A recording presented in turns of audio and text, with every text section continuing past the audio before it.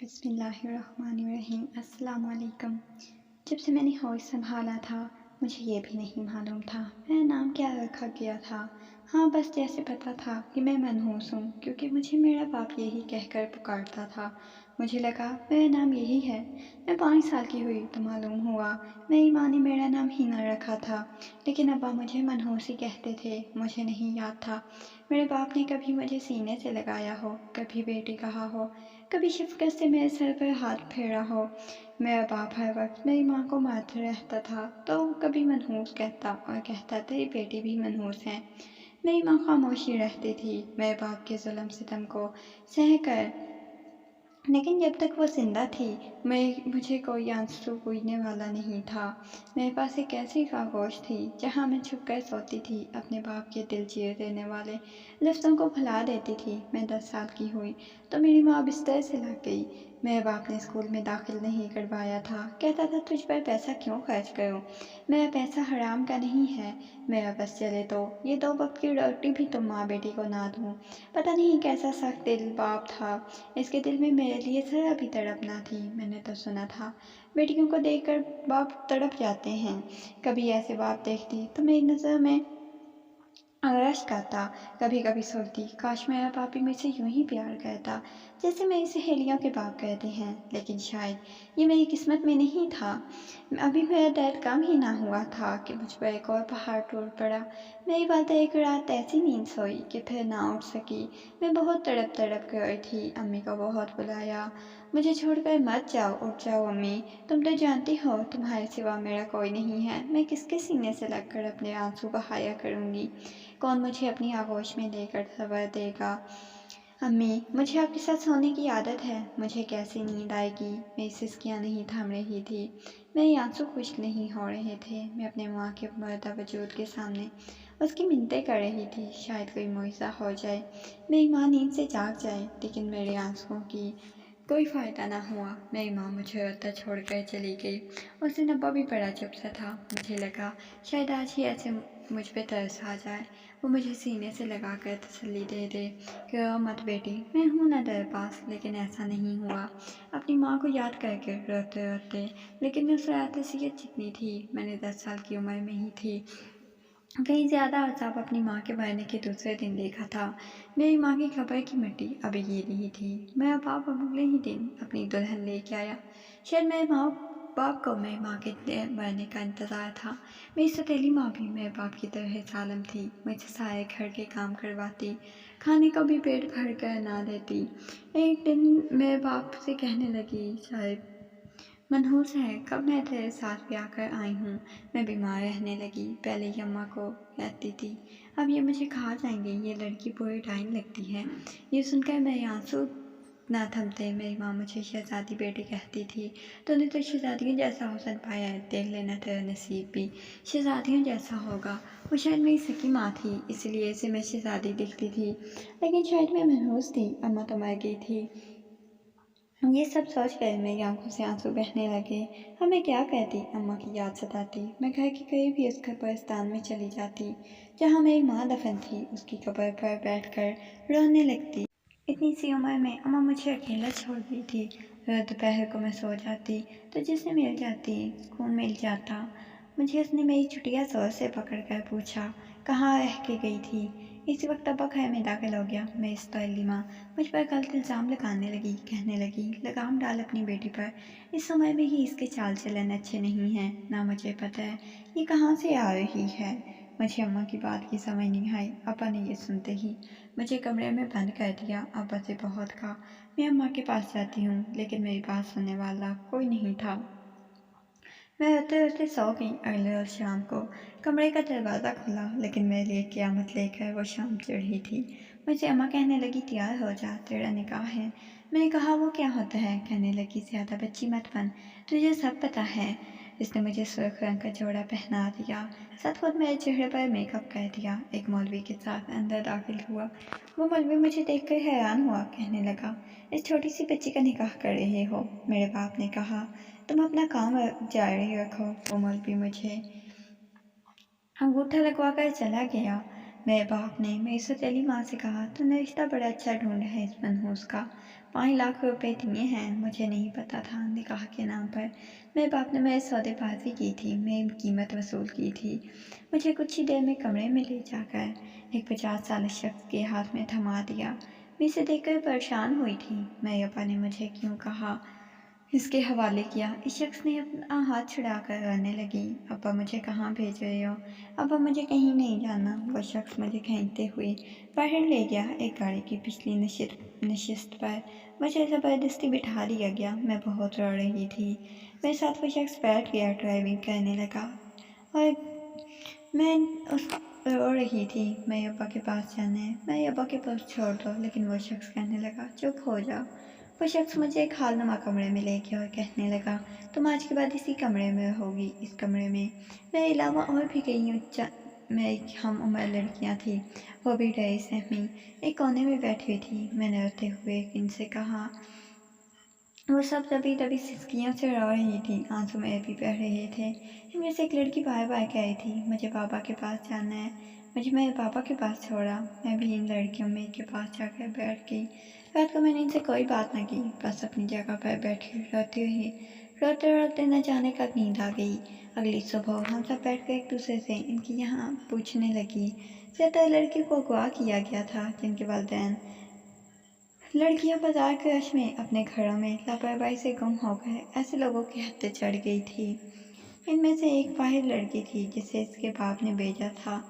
हम सब यहाँ रही थी एक दूसरे को। तो जब अचानक से इस कमरे का दरवाज़ा खुला, हम सब का दिल थम सा गया। हम अपनी जगह पर कांप गई थी। एक शख्स नाश्ता रखकर कहने लगा, अगर किसी ने भागने की कोशिश की तो इसका बहुत बुरा हाल करूँगा। उसकी बात सुनकर मैं तो डर गई थी। उसने हमारे बालों पर बड़े बड़े इंजेक्शन लगाने शुरू कर दिए। इससे उलझन सी लगती थी। लेकिन जब तुम्हें होश आई, तुम्हें बहुत भूख लग गई थी। दोपहर के वक्त हमारे सामने सालन रखा गया था और तंदूर की रोटियाँ थी। मैं कुछ खनूरगी में थी। कुछ इतनी शिद्दत से भूख ना लगी, न जाने क्या हो गया था हमें।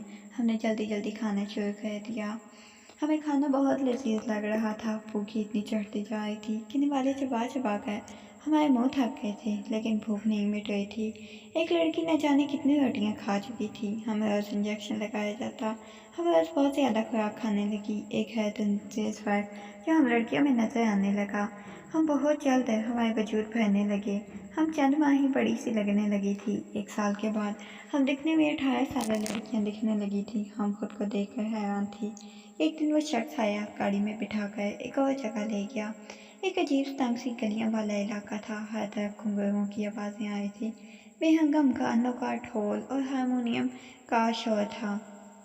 बड़े तंग गलियों में पान और गुलाब के फूलों के कलियों के घर थे और तरह की दुकानें थी। वह शख्स एक पुरानी सी खस्ता 2 मंजिला इमारत में ले जाने लगा, जिसकी सीढ़ियाँ सीमेंट की बनी हुई थी, बहुत पुराने तर्ज की थी। छोटी और चौड़ी सी सीढ़ियाँ ऊपर अंदर दाखिल हुए तो पूरे सहन में सफ़ेद रंग की चादरियाँ बिछी हुई थी। उनके तरफ में कैसे सजे हुए थे। कोने में ढोल वाला ढोल पर रखे मुंह में पानी दबाए बैठा था।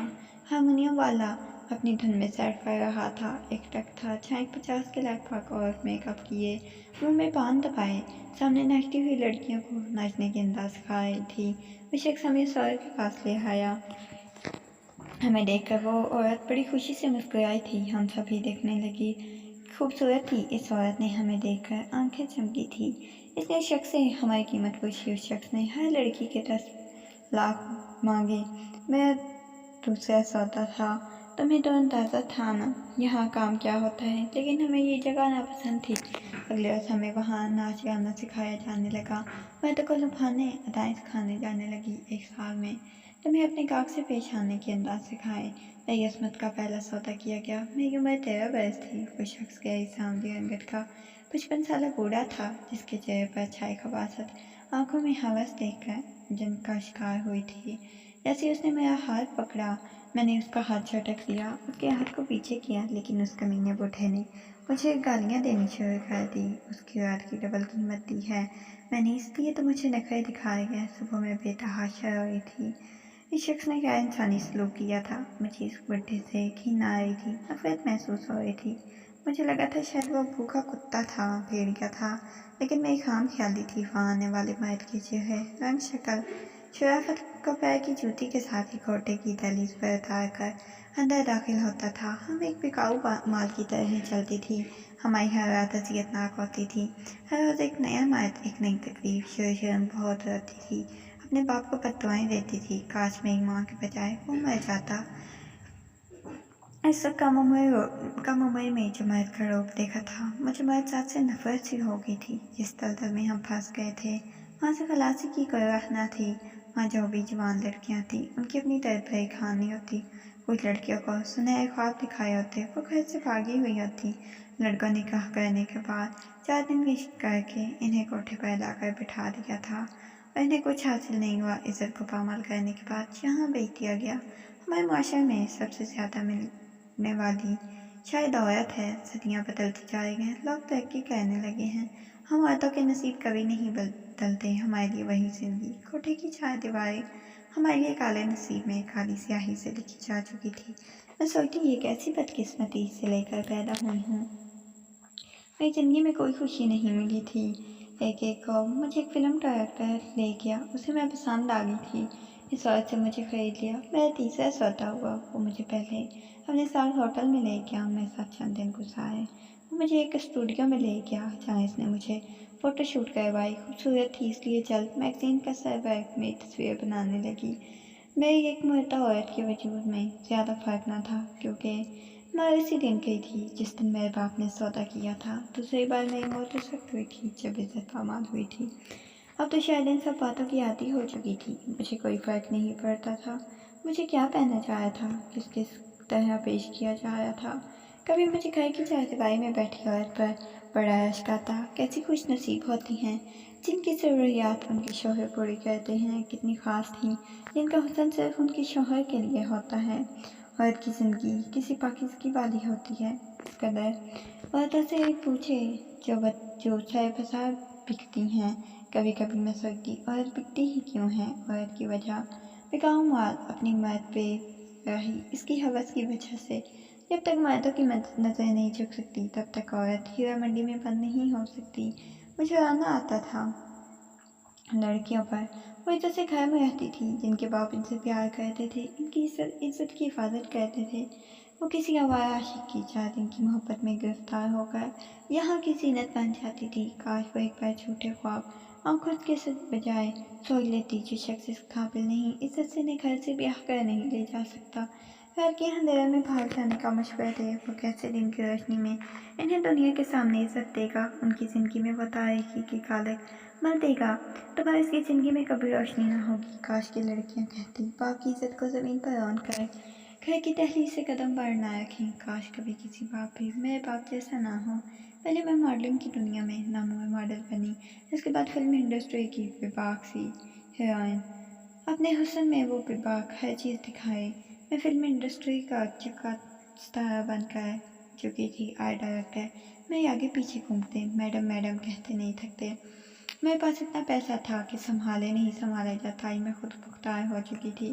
اپنی فلم کی پروموشن کے لیے پہلی بار ہم ان لوگوں سے کہا، مجھے اس فلم میں جو بھی کمائی ملے گی اس سے میں اسپتال کے مریضوں کا علاج لگا دوں گی۔ یہ الفاظ صرف اس لیے بولے تھے تاکہ لوگ ہمیں نیک سمجھیں، ہماری فلم زیادہ سے زیادہ پبلک دیکھ سکے۔